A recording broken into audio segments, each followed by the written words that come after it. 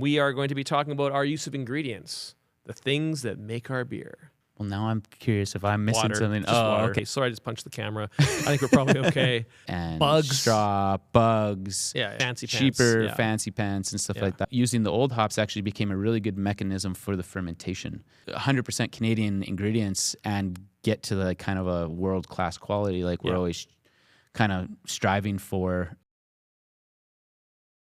Hi, I'm Greg Zeschuk from the Blind Enthusiasm Brewing Company, here once again with Doug Checknita, head brewer and blender. We are going to be talking about our use of ingredients, the things that make our beer. Welcome, Doug. Thanks for having me. Yeah, my pleasure. What are the ingredients of beer? And we're going to get into detail. There's actually a secret one that people don't think about, but we'll talk about that.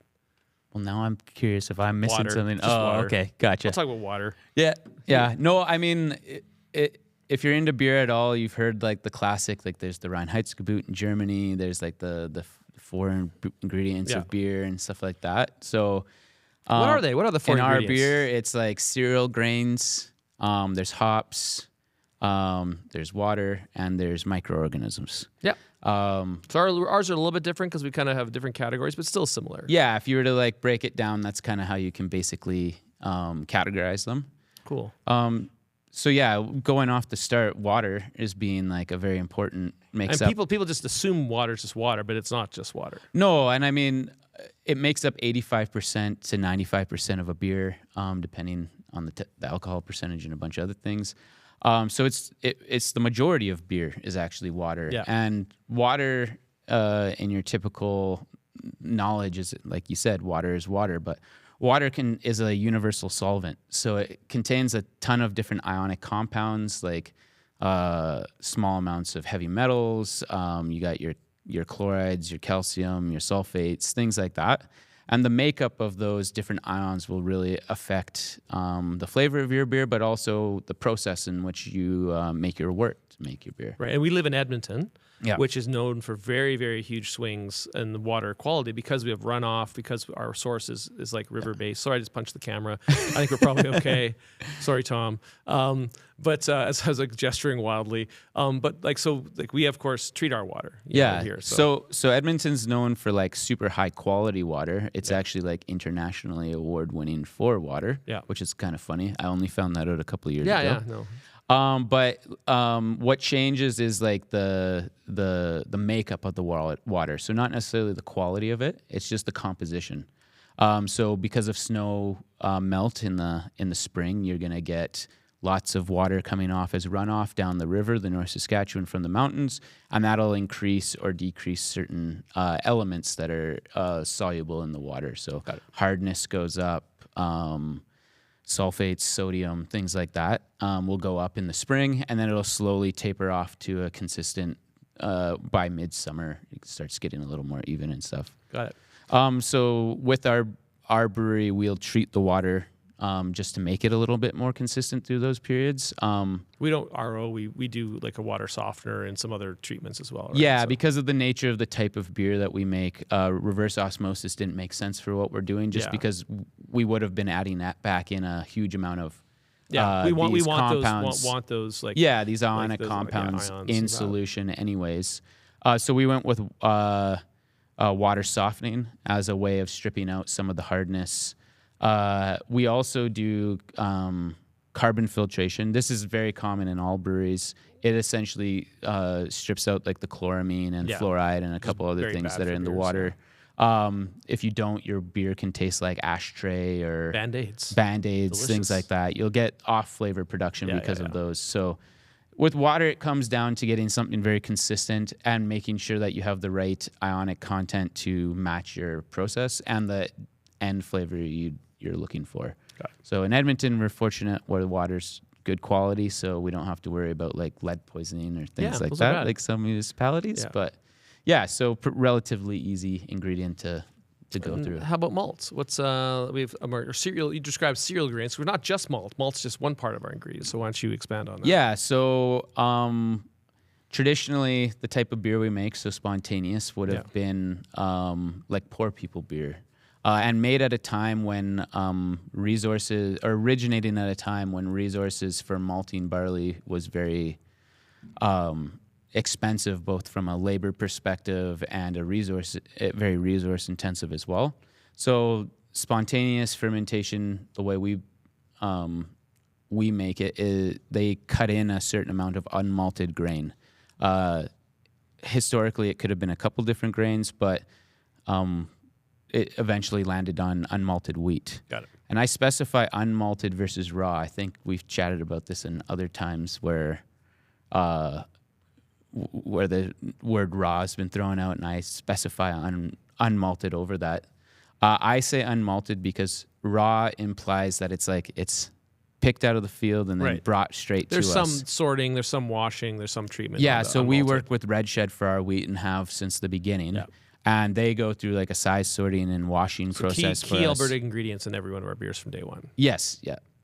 So the unmalted wheat makes up 45% of our cereal grain bill. It's a very important part. So because of that, we want it to be at the highest quality possible. If you're taking it raw off the field, you're going to have like chaff and straw, bugs, other types of grain because no field is like perfectly the one thing, stuff like that. And then you'll also get like, even if they're not spraying, you might get overspray from another field or something like that. So the size sorting and washing of our grain is really important. The size sorting very specifically because it gives us consistency at our milling phase, which is really important for extract yields and things like that. And quality, consistency, all of that jazz. So cool. Working with Red Shed has been like amazing since day one. They grow it for us, and then they keep it in a silo, and then we get it to order every time. We also have barley. It's been a variety of sources over the years, malted barley, malt. And we're moving, of course, to all Canadian pretty quick here. Yeah. But, I mean, over the years, we've used a lot of Belgian and some German as well, I think. So. Yeah, so... and Czech, actually, too, I think. Yeah. I recall. German, Czech, and Belgian is what we've used. Basically, when we started out, we wanted to, like, eliminate the discovery phase on some things. So... using the European barley that we know works for our mash technique. So we step mash everything. So there's an enzyme requirement in the barley varietals and from the malting technique and load and stuff like that. So we need a little bit higher enzyme content. The reason is the unmalted wheat doesn't really add much for enzymes. So we're more adjunct brewing, if you want to think about it. In a sense. That because the lower enzymes. So we needed that. There's also the flavor of the different barley varietal. So we've tasted some barley recently together, and we've seen that the different barley varietals change how the flavors are and stuff like that. They'll also change the different wheat variety or the enzyme contents and things like that. So in the early days, we wanted to use the European stuff that's been proven to work with the techniques we're using and to match like a certain flavor profile we're going up for. As we've discovered over time how we want our flavor profile to go, we've been able to like switch over to stuff that more exemplifies what we're looking for. You and I are finishing off in all Alberta, which is pretty cool. And this was almost the test case for us. I mean, again, already knew that the wheat was super high quality. We used an Alberta barley, which is very, very good, but we've got even better stuff, we think, coming down the pipe. So really exciting, where our ingredients are going. And you've sourced some, and we've even sourced some Canadian hops lately too. I'm jumping to hops. And Absolutely. Like, I mean, we've historically, again, it's been like, actually, maybe just talk for our kind of beer. Let's step back on hops. Like, generally the kind of hops we use are a little bit different than most beers, I think is a fair way to say it. Yeah. So both how we treat the hops pre-brewing is different, and then also variety selection is very important too. So what you're alluding to is that we age our hops. Going back historically, again, these were poor people beers, so they would have kind of gotten to that point by using last year's harvest or older hops that just need to get used up. And maybe saying poor people, they were the everyman's drink. They were made to be like the fancy cheaper, fancy pants and stuff like that. I think that was the term they used, fancy pants. Fancy pants, they weren't the fancy pants beers and stuff like that. But the hops using the old hops actually became a really good mechanism for the fermentation. So by aging the hops both oxidative and enzymatically break down. During that breakdown, you get the resins, which cause the bitterness, and some of the antimicrobial properties of the hops. Right. Hops are typically used in beer both for the bittering agent, so to balance out the sweetness of the malt, but also for their antimicrobial properties to stop certain contaminations, specifically lactic acid bacteria. When you age the hops, you retain the antimicrobial properties because those compounds invert.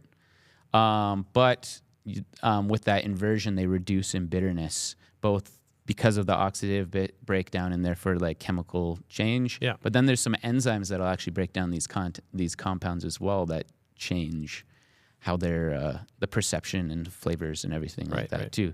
So the net result of aging is you get a hop that we can use more of to help control our fermentations. And we use it almost as a dial in a sense. But the more we dial it up, the lower the acidity can go. Yeah. It's a way to help. It's a rough analogy. Yeah, it's definitely like a core way that we control that. So not even a rough analogy. Oh, really? Like Okay. it really Quite is like a pretty linear dial.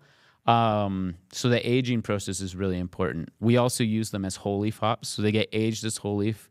Most breweries use pellet hops nowadays, and I don't blame them because it's very efficient.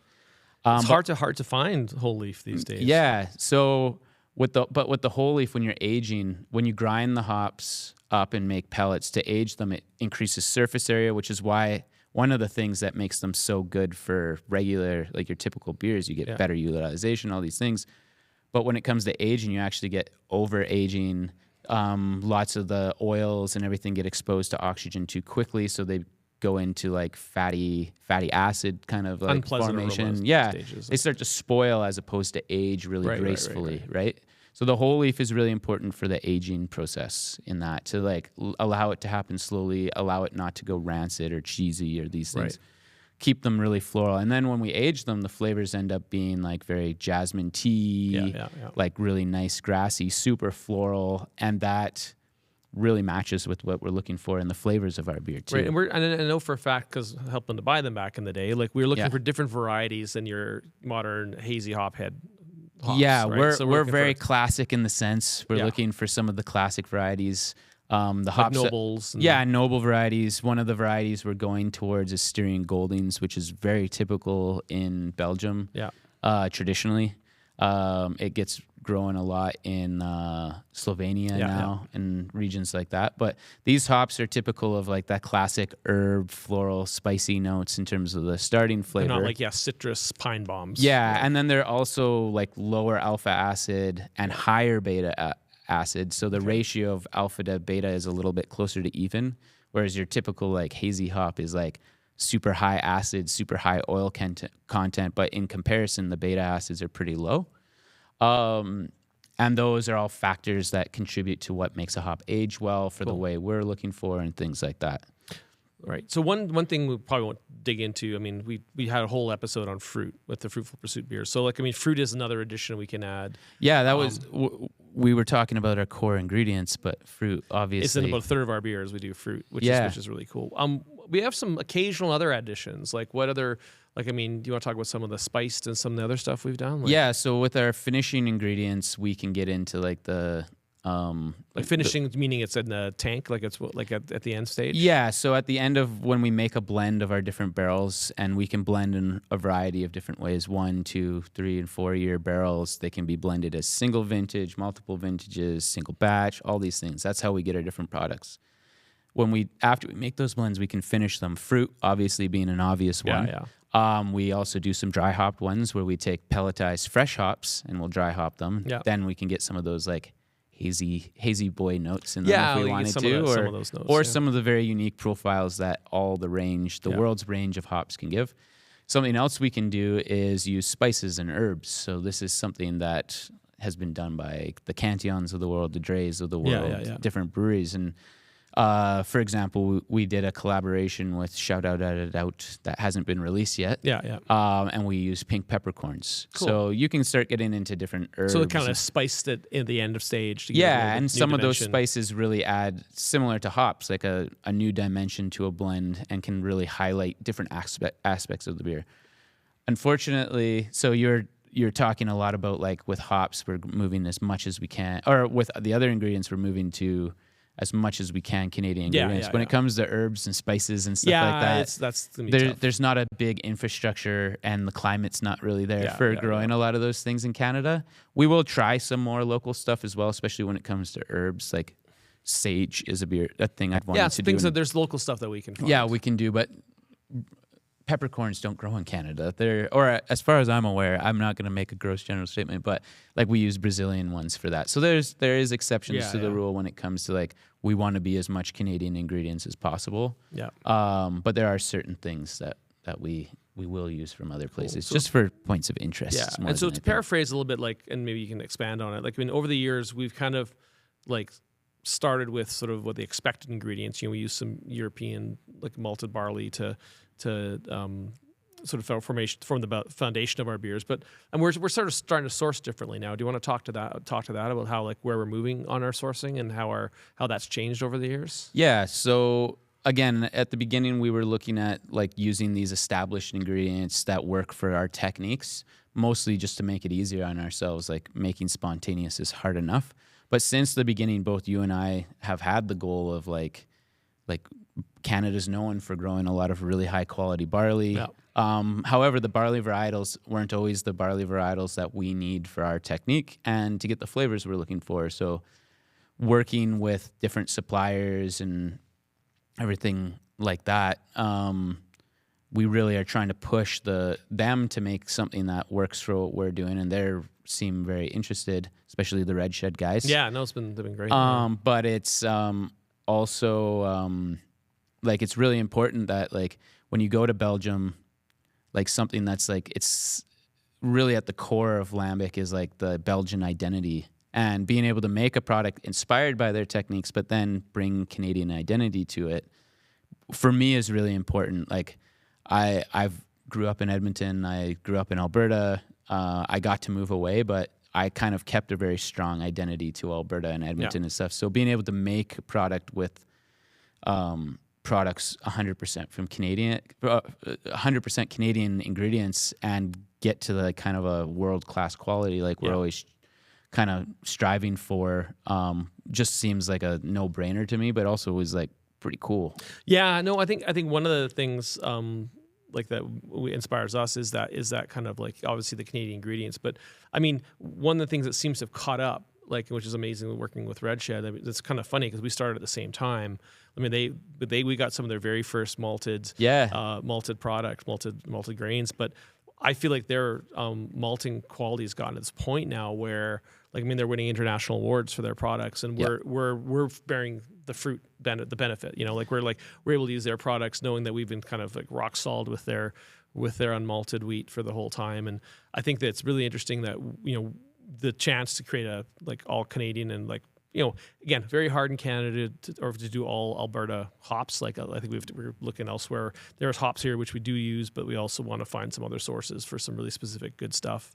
Well, and that's a good point too, though. Is like while we're Albertan, we are like both from Edmonton and stuff like that. Like Canada as an identity, like we're not 12 different provinces. Or 12 different countries. We're one country, right? Yeah. So, I mean, why not show off everything that Canada has to offer too, right? Well, we use the BC fruit, like the BC fruit's world class. It's phenomenal. Stephen Dan's, another thing going on that though, like every company that we're working with seems to be like a family-run business. So Stephen Dan's with the fruit, the Hamels with Red Shed, they're multi-generational. Well, the hop people even talking to. Hopefully our new hop supplier, they're now into like 3 or 4 generations of hops out on the east too. So now you're getting into family-owned small businesses, all Canadian. Yeah. We're a small business in Canada. It's like as we build these relationships, as you've noted, like the quality goes up over time, and the more we buy, the better they get because it gives them stability, which then gives us stability, and it's mutually beneficial on so many levels. And then the relationships we get to have these conversations around like what makes a good quality product for what we want, and they all seem really like bought into what we're doing, which is cool too. So it's much nicer than working with a big faceless corporation. Yeah, you know who's making your stuff. Like it's or but they're off on the other side of the world or something like that. Yeah. And the salespeople are changing every couple of months and things like that. Yeah. We've had some amazing salespeople. It's not to say the salespeople, but it's definitely a different feel at the family level, right? Well, a last comment on this, last sort of like observation would be, one of the biggest sort of interesting, like it's almost like a loaded term, but I'll throw it out there, like terroir. Yeah. And what terroir refers to, those of you out there may or may not know, terroir refers to where something is from. Like, and they often use in the wine world, the terroir the grapes reflect the field that they're grown in. Yeah, through flavor and through flavor, and like there's unique characteristics based on where they're grown. And I think that's what we're trying to, in some sense, express our terroir. We already do it with the spontaneous beers with the airs of Edmonton, the air of Edmonton, not the airs of Edmonton. That actually is their last ingredient, so that might actually be a nice segue. So for us, like the terroir of Edmonton is through our microorganisms. Spontaneous fermentation, our last ingredient, the microorganisms. Yeah, that's fair. That really is like an expression of terroir. Like we've seen scientifically that there's a lot of the same microorganisms everywhere in the world in the air, but the proportions change. There's different strains, what's dominant. Yeah. So we've had to change our processes to like match the terroir in Edmonton to get the best result we can. Like something that we find in our beers here is they're quite a bit like lean towards fruitier fermentation. Yeah, lots of stone. Yeah, much more ester forward than I was used to seeing, and part of that is like through our process helps that, but it's also like what's dominant there too. We see in our barrels and you're tasting, there's a lot of stone fruit. And then on top of it, when you're talking terroir too, like every ingredient also will add a element to it too. Not only we are through the microorganisms are we an expression of like Edmonton's microflora terroir, but now we're getting into Canada's like the terroir of the different wheats every year, the different barleys, the hops, and how they're growing here versus other places.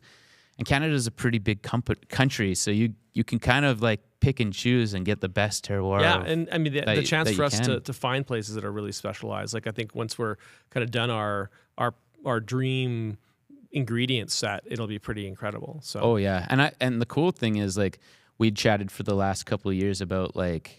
I was saying we're getting close, and like end of 2025 will be kind of there, and we're actually hitting that. Where I think by the end of the year we'll be at 100% Canadian. We've even found for our priming sugar like a Canadian which is awesome. supplier out in Halifax and stuff like that, which is cool. So, Nova Scotia or Halifax? Nova Scotia. No. Is in Halifax. Sorry, I was thinking New Brunswick or Nova Scotia. Okay. Excuse me. Sorry, we're having a little geography lesson here. No, but it's like. Canada has everything. Like it's insane. And I think we're gonna work harder to find it. But that's it. I mean, that's all we got. We got ingredients. We got beer. We got delicious. Yeah. And that's what we strive for. So, all Alberta spontaneous. That's all Alberta spontaneous. Thank you very much, folks. See you in the future.